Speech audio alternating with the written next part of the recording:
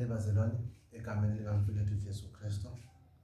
Usawumhlobo wenu umfundisi uNkosi Sibutha emachobeni Bible Church. Siyabonga ithuba lokuba siphinde futhi sikwazi ukuhlukanisela nalokushare izwi likaNkulunkulu. Ngizothanda ngokusheshsha ukuphuthuma siye encwadini kaLuke chapter 23, sizobheka lapha ku-42 and 43, just amavesi amabili ifundeka kanje. And he said, Jesus, remember me when you come into your kingdom. And he said to him, truly I say to you, today you will be with me in paradise. We repeat, and he said, Jesus, remember me when you come into your kingdom. And he said to him, truly I say to you, today you will be with me in paradise. Let us pray. Baba, siyabonga ngezwi lakho lenamandla liyaphilisa. Siyabonga uNkulunkulu namandla ukuthi ngalesi sikhathi sisenalo ithuba lokuzwa amazwi okuphila, amazwi enduduzo, amazwi uNkulunkulu namandla angasoze abuye kepha ayokuba nathi kuze kube naphakade. Konke lokho sicela egameni likaMfowethu Jesu Kristu. Amen. Now, zihlobo zami kokhumbuleka ukuthi incwadi lena ekaLuke kakhulukazi isiqephu lesi sisifundile sikhuluma lapha uJesu wayebethelwa khona esiphambaneni. Kakhulukazi le ncwadi ivamise ukushonyayelwa makuyimicimbi yePhasika. Kodwa ke ngibone kubalekile kakhulu ukuthi namhlanje sibhekisise noma sibheke lemicana nje embili nokuthi ke yini esingayixoxa noma esingayifunda kule ncwadi noma kulamavesi amabili. Now, in personal experience, ngiyakhumbula eminyakeni embalwa eyadlula ngangavakashela ebandleni laseMandeni endaweni ekuthiwa kuseNyoni. La khona ngacela ukuthiwa ngishare kulelizwe. And then kwathi eminyakeni mhlawumbe ngaba mthathu emva kwalokho ngaphinde ngamenya ebandleni kaMashu. La khona kuthiwa ngikhulume ngayo futhi le ndaba. Kwathi futhi ngonyaka odlule siqala icorona saphoqeleka ukuthi sishumayele kuma social media nakhona futhi enkundleni zokuxhumana ngacela futhi ngishare leli vesi. Experience engaba nayo ke bazalwane, it's a very wonderful experience if I may say, because Kamashu, after I have preached, one of the teachers or a pastor waba nokungathakazeleli, if I may use that word, I'm not sure if it's right, noma ngokungavumelani nami ngezinto ethize, kodwa lokho kwangabe inkinga. But kwangisiza kakhulu because kwangenza ukuthi lesiqephu noma isiqeshana lesi sikaLuke ngiphinde ngisibhekisise kaningana ukubona ukuthi yini mhlasimbe engafuna ukubhekisiswa kangcono ukuze sibe nolwazi elithethuthu ngale ncwadi. Now, uma ubheka ke bazalwane lapha ya kunabantu ababili ekukhulunywe ngawo, although mina ngizofuna sigcile kakhulu kulo omunye. You notice ukuthi lo mlisa lona ube nengxoxo bobabili nozakwabo. La khona uzakwabo wayegxeka uJesu Kristu ngokungavezi amandla aclaim ukuthi unawo, azasebenzise namagama ukuthi sisize uzisize nathi, usisize nathi ukuthi siphulukiswe kulesiphambano. Then ke lona uzwakala esekhuza uzakwabo ekutheni akaliboni icala kuJesu Kristu, futhi bona banecala. Amagama asebenzisa ukuthi thina we are deserving of punishment, but this man is not guilty. Now, let's focus more on this man in the form of introduction. Is like le ndoda lena uma ungaqaphela asilinikwanga igama lakhe. Into yokuqala leyo kufanele siqaphele ukuthi we are not told who he is, except iscripture sisitshela ukuthi wayesinelesi. Now, into esibili futhi evelayo ukuthi asazi ukuthi wayelazani kangakanani noJesu, kodwa siyaqaphela ukuthi wayeyazi ngoJesu. Lo singeke sathi babe nobudlelwane, kodwa yena wayeyazi ngoJesu. nezimfundiso zakhe. Now let us look at iphuzu lokuqala sizama ukubona inkulumo yakhe noJesu Kristu. Into yokuqala engifuna siyibheke isicelo sakhe, his request. Now notice ukuthi after ekhuluma noZakayo ubheka ngokuJesu uthi kuyena, and he said, Jesus, remember me when you come to your kingdom. Now into yokuqala ayicelayo ucela ukuba noJesu Kristu. It's a wonderful request one can ever ask, to be with the Lord. Many of us siyazi ukuthi ke sinakho ukuphazamiseka nokuba si understand the evangeli ngendlela ethize, but what is the most important thing about the gospel?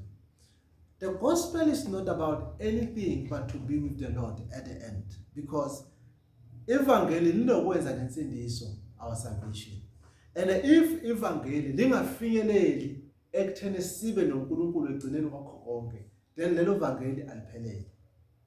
Now, are we wasting time by preaching the gospel that remind us what we can do physically? Because I notice ukuthi abantu abaningi they are more concerned because ngokuthi yini abangayenza nezifiso zabo, what can I achieve? That is why abazalwane abaningi bekhona emabandleni abeze emabandleni ngoba benama expectations abo ukuthi if esekholwa kuzwenzana. I do remember my mother was eSayoni ngaleso sikhathi, and umngani wakhe wayeSayoni. Then uma wakhe masengifikile, uma wami emxoxela ukuthi mina ngisindisiwe, athi no ingane yami isindisiwe, uthi lo mama mayiphendula, hayi uzoba nemoto manje, abantu besindisiwe ave bephumelela. Now that was a picture anayo ngensindiso, but the challenge is, was she right? This woman did not understand ukuthi insindiso got nothing to do with ukuthi ngizoba nani or ngizoba nani, because it is possible ukuthi I could have died the very following day esanda kuza lozenda ukuthi ngisindisiwe. What that does will do or will say about insindiso? Will that mean ukuthi insindiso yami didn't work for me? Not at all. Even if I die, ngifa ngimukele uJesu Kristu, that means I was in a safe place, because ukusindiswa, ukuvuma ngomlomo, uconfess uJesu njengenkosi, impela usuke ususindisiwe. So le ndoda lena ithi kuJesu Kristu uze umkhumbule paradise noma embusweni wakhe. Now this man, he's talking about something very important, the kingdom of God. Now notice ukuthi uJesu Kristu throughout ministry yakhe, the key message has always been about his kingdom. And we talked about the kingdom of God also last week. Umasikhuluma ngamantombazana ayishumi, uthi uJesu umuso wezulu unjengamantombazana ayishumi. But notice ukuthi last week we were talking more about to be with the Lord at the end of it all. Ukuthi la mantombazana ayishumi, ama groups awu-2 bawushumi, but end up being divided into 2 groups, i-5 ehlakaniphile ne-5 engahlakaniphanga. Then kuthiwa laba abayisihlanu abanye abayizulu bagcina baphelelwa amafutha, and then they have to go away, and then when they come back lithi iBhayibheli umnyango wasuvaliwe and abangangena noJesu phakathi, bangaba noJesu egcineni. So when this man say uyamcela uNkulunkulu uJesu Kristu ukuthi aze amkhumbule embusweni wakhe, meaning after it all Jesu, the most important thing ukuthi umkhumbule embusweni wakhe. Now you see, there is never something engiyicabangayo uma ngicabanga ivangeli njengeyokubaleka ukuthi egcineni kumele sibe nayo. Now notice ukuthi how he go about it. This man, first and foremost, he is a sinner. He is called a sinner, uyisilelezi according to the Bible. And he is next to Jesus, the Savior. And he noticed the opportunity to be saved, when the other one does not see the opportunity to be saved. Now, it is possible that many Christians, they are in the church where the word of God is being preached, but they don't see the opportunity of the salvation. But obakubonayo bathandazela imoto zabo, bathandazela izindlu zabo, bathandazela impumelelo yabo kulo mhlaba, but insindiso yabo, it is not a main priority. Many people are like even in the church. Many people, even not in the church, maybe outside the church, they have heard ngoJesu Kristu. Kuthi angithi kumina, le ndoda adoye singatshela ngobudlelwano bayo noKristu bathi yayimazi uJesu Kristu. Ngoba ithi, "Ongikhumbula embusweni wakho." Meaning, wayazi ngokuthi uJesu he's about a kingdom of God. Now then, what do we know? This man does not worry about ukuthi uzofa. He knew that it's over, he will die on the cross. But he doesn't worry about that. He sees that as a gain. Now you see, many people may not see death as a gain, but depending what's your position with Christ. Now, Apostle Paul in the book of Philippians, chapter 1, verse 21, because to me to live is Christ, but to die is gain. Apostle Paul ubona ufa kwinzuzo. Why? Because unalo ithemba ngensindiso yakhe. But the question is, do you have full faith in Jesus Christ that when you die, you will be with him and that will be a gain? Or umuntu nje ukholwayo just ukuze uphile ubone ingane zakho zidla zivuka nawe udla uvuka? Well, of course, sonke siyafisa ukuba nenhlalakahle emhlabeni, and Jesus also provides that. But today I want us to focus about to the life after death. Are you ready to die? Are you willing to die? Or when you come to the day of your death, you will scream to dear life, wanting to remain in flesh because you're not sure about your salvation. But le ndoda le yaba nesiqiniseko, yaba nokukholwa ukuthi uma icela uJesu Kristu, the least there was hope that uma isifiso sakhe siphumelela noma isicelo sakhe, then uyakuba noJesu kumbuso wakhe. That says this man knew about Jesus and he knew about salvation. But what puzzles me is that he never believed in Jesus before, and he never maybe knew much about Jesus and his teachings. But ngomzuzu wogcina ubuka ene understanding edlula abantu abakade benoJesu. Example, Pedro denied Jesus. Thomas doubted Jesus. Those are the people abakade benoJesu all along.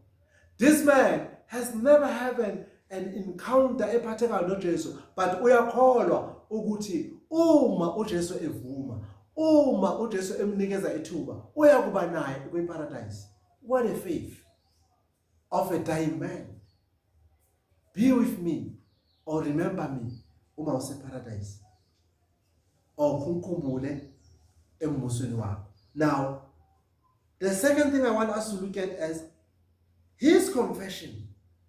The first thing is that he wants to be with the Lord, but the second thing, he confessed, admitting to be a sinner. Now, I know this is a problem. Kunenkinga abazalwane abakhonza nezono bengakhonfesanga izono zabo, or they never recognize themselves as sinners. Bahleli nazo baqhubeka esonweni behleli esontweni.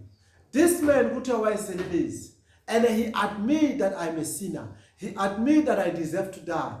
But here is a chance. I can escape. You can escape. You can be saved. Believe in Jesus Christ. Now, abazalwane abaningi, they don't understand this. Or they may know, but abayiqondi ngokupheleleyo ukuthi it's only when you believe, when you admit that Jesus is the Lord who came to save you. And Jesus is about his kingdom. Ngabe ufuna ukuba ingxenye lomuso? Believe in Jesus. Ngabe ufuna ukusindiswa? Believe in Jesus. For the Apostle John said the same thing in the book of John, chapter 1, verse 12. Uthi ngokuba labo abamukela igama lakhe nabakholwa kuye banikezwa ilungelo lokuba abantwana bakaNkulunkulu. Those who believed. What does this make of this man? This man was left with few minutes to live, but he gained himself a right to be a child of God. And he got it from Jesus himself. in the very last moment. Now you are not late. You can accept Jesus yourself today and be saved. I don't care what you are in the church. You can be in the church but ungasindisiwe. You can be enkonzweni yabantu abasindisiwe, the so-called, but ungasindisiwe. Now this is just a reminder. Be born again. Remember last week we talked about that. It is highly important that Nicodemus asked Jesus, Lord, what must I do ukuze nami ngisindiswe uthi uJesu kumele uzalwe kabusha? There are many born again Christians who are not born again. They have never accepted Jesus as the Lord and Savior, though they call themselves Christians. Banefiso ezinye iningi zala emhlabeni but abazi bakhona. The second point is the kingdom of God. The kingdom of God. Now, this is very important, Bazalwane. Meaning, he wants to go with him.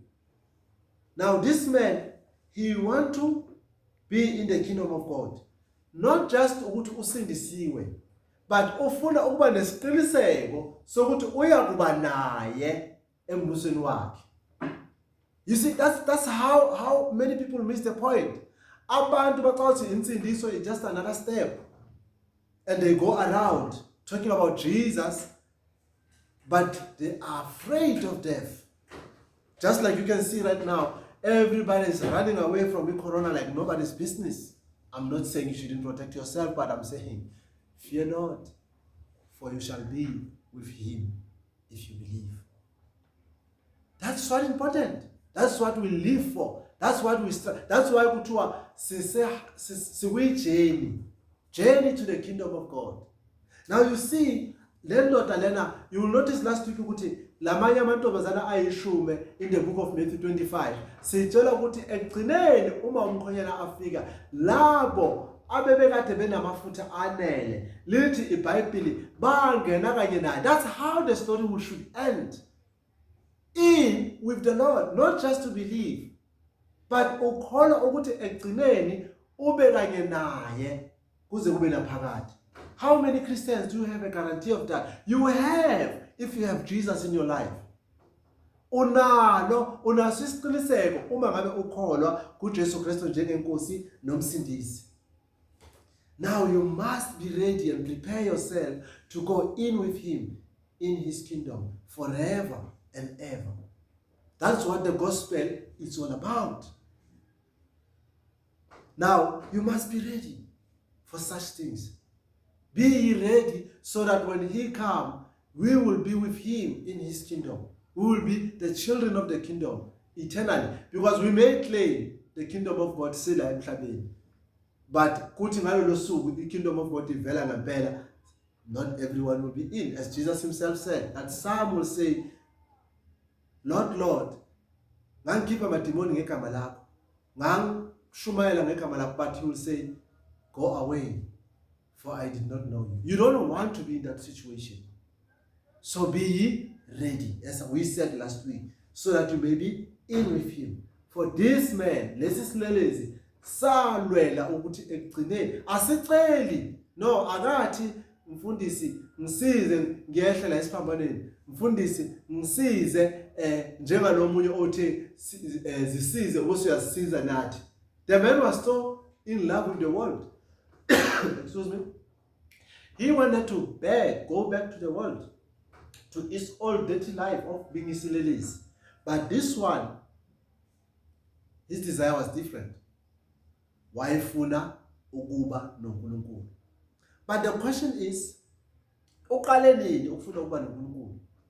It shows it's a very powerful doctrine. It is a miracle that a man oyisilelezi impilo yakhe almost sitshela ukuthi wayisilelezi, but on the cross the Holy Spirit, supernatural power, make him realize that he need to be in the kingdom. How many people abashunyayelwe ivangeli almost the rest of their life, but they never believe in Jesus? They never believe or they never desire. But it shows that only God can put a desire in man to want to be with him. Meaning, it is by grace we have been saved. It is by grace ukuthi sizizwe sithanda uJesu Kristu. It is by grace ukuthi sifune ukulandela uJesu. It is not our work. The Lord Jesus is at work in us. Are you? Are you ready? Do you want to go home? Omunye uzothi, yeah, but mfundisi, why ukufa no kuhamba emhlabeni? The topic is because once uJesu wangena kuwena, you will desire what I desire. But you may not understand now because maybe the Holy Spirit hasn't known. So I pray that the Holy Spirit show you. That is why the Apostle Paul said, we are told that you mustn't love the world. For he who have the love of the world, according to John, he doesn't have the love of the Father in him. But he who have the love of the Father doesn't have the love of the world. Meaning, ongenwe ngumoya kaNkulunkulu akanawo uthando lwalelizwe ufise ngabusekhaya. That's why the Apostle Paul said, for to me to live is Christ, but to die is gain.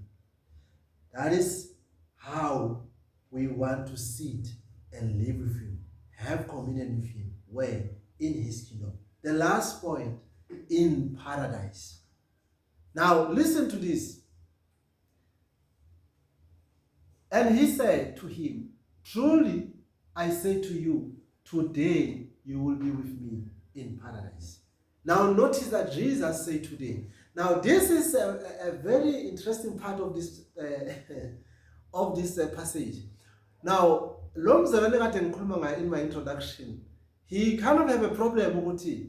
If uJesu ethi uzoba naye namhlanje, yet uMatthew usirekhodela ukuthi uJesu wahamba wayoshumayela somewhere emathuneni kulaba akade beshonile benga. Now you know what the challenge with that is that many people have never understood the supernatural power of our Lord Jesus Christ.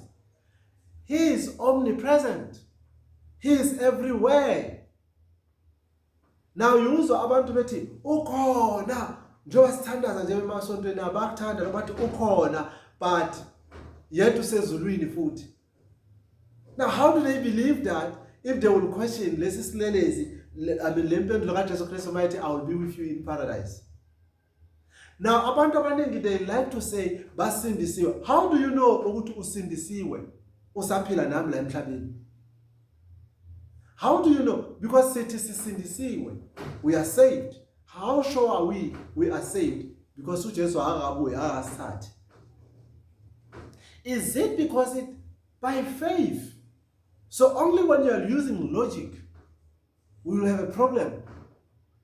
By faith, siyakholwa ukuthi sisindisiwe ngoba lithi iBhayibheli okholwayo kwindodana ungophilileyo, ungosindisiweyo. So akushiyo ukuthiwa until sifika ekhaya ezulwini then we will have assurance. We have assurance sila emhlabeni ukuthi sisindisiwe. Because we know ukuthi uma sikholwa ukuthi Jesu Kristu njengenkosi nomsindisi sisindisiwe. Now the issue of paradise is like this man, when he believed in Jesus, when he showed faith kuNkulunkulu Jesu, uNkulunkulu Jesu granted him the assurance of salvation. Not tomorrow, not day after tomorrow, but today. Now, as I speak, you will be with me in paradise. Now, perhaps in making it look nicer, let us look at what does this likama paradise lishukthini, because I think that's where we have a problem. Now notice ukuthi le ndoda icele ukuthi ibe noJesu kuphi khona emusweni wakhe, but uJesu yena bayiphendula yithi usebenzisa igama lesi-Aramic elithi paradises, translated paradise in Greek and paradise in English. But let us go to the original meaning of this name. The original name of this name means a castle. Many people don't understand that. Castle is a place in English where a very tight safe surrounded by soldiers with big walls where the king is in with his important officials. Same applies to the Persian way or meaning of this word paradise. A paradise is a place where King Cyrus, ama officials are important. They were safe in the royal house, being served with a 5-star treatment. But most important, they were highly secured. That is what paradise is. That is the heaven look like. That is the heaven will be like. Now, when uJesu ethi uyokuba nami eparadise, now uzama ukuthi kule ndoda not only ukuthi wena uzoba sembusweni wami, but wena uzohlala etafuleni nami lobukhosi udle nami kuze kube naphakade. It's exactly lokho esikufisayo ila siyakhona, to be in with him, eating in the royal house, fellowshipping with him forever and ever. That is what paradise is all about. Be safe with the Lord, having your life with him. So we must understand. Now let us take this last illustration as we closing. Now let us look at King David, because the Bible is always portraying a kingdom kaNkulunkulu from its roots, beginning with King Saul. Then the second kingdom was King David. But those were the foreshadows of the kingdom to come, because the true Messiah was about to come. But the first king is Solomon, the second king is Saul, the second king is David. But let us look at these kingdoms. Saul was the kingdoms, he was beginning to fight him, but it's a failing kingdom because he does not listen to the Lord. We all know the story. Then David came and destroyed the enemy, and he made Israel a safe place, but that was not complete. Then Solomon came and he made the economy very strong, prosperity. That is why, but in those days, gold was plenty, silver was common. That is how you portray. Now, Qhathanisa lama kingdom of two. The kingdom of David, it was a military kingdom. It was a safe place. The army was very strong. You couldn't go there and penetrate. The second kingdom was the enemy were at rest. They couldn't fight. But in King Solomon, there was no enemy against Israel. But there was peace and prosperity. But the disease and but the kingdom of Jesus Christ is different. There will be no death. There will be no diseases. There will be no hunger. There shall be no nkulunkulu kuze kube naphakade. Now let us take the kingdom of David as a picture. When David arrived to his kingdom, later in Bible he settled, and he then asked the question, ubani osakhona wendlu kaSaul? USaul uthathe njengefeyila wabulawa defeatwa. But uthi uDavid mayifika, uthi ubani osakhona endlini kaSaul ukuze ngimenzele umusa azohlala nami etafuleni adle nami kuze kube naphakade. Lithi iBhayibheli bathiwa kukhona uMephibosheth. Uyinyonga akakwazi ngisho lokuhamba. Notice, he is not very important. Nalendoda kuthiwa it was just isilelezi. He was not very important. But it was granted to him that he would be in paradise. Just like it was granted to Mephibosheth ukuthi uzohlala noNkosi David kuze kube naphakade. Lithi iBhayibheli wathi mayefika wayesethi akahlale la eduze kwami adle nami anikezwe impahla ezintsha okwa engikudla uyakudla. I will give him a portion of my kingdom forever. That's what paradise is about. Be with the Lord, fellowshipping with him until eternity. So, bazalwane, we are called to go in with him. We are called to be assured ukuthi impela egcineni siyakuba naye. And let us be ready. These are the times. These are not the times to be worried about your cars.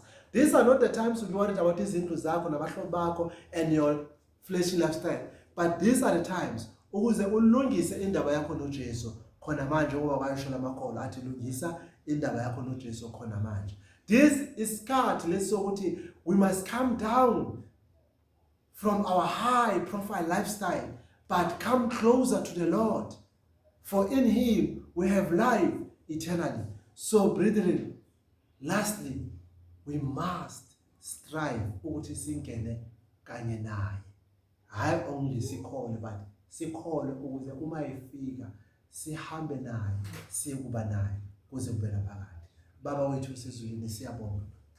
Umusa wakho makube kithi si bese endaweni efanele sizilungiselele Nkosi onamandla ukuthi egcineni size sibe naye. Those who died of corona believing in you, God, they shall be with you, and those who are still living, they shall be with you. All this, oh Father, we are trusting because of igama likaJesu Kristu waseNazaretha.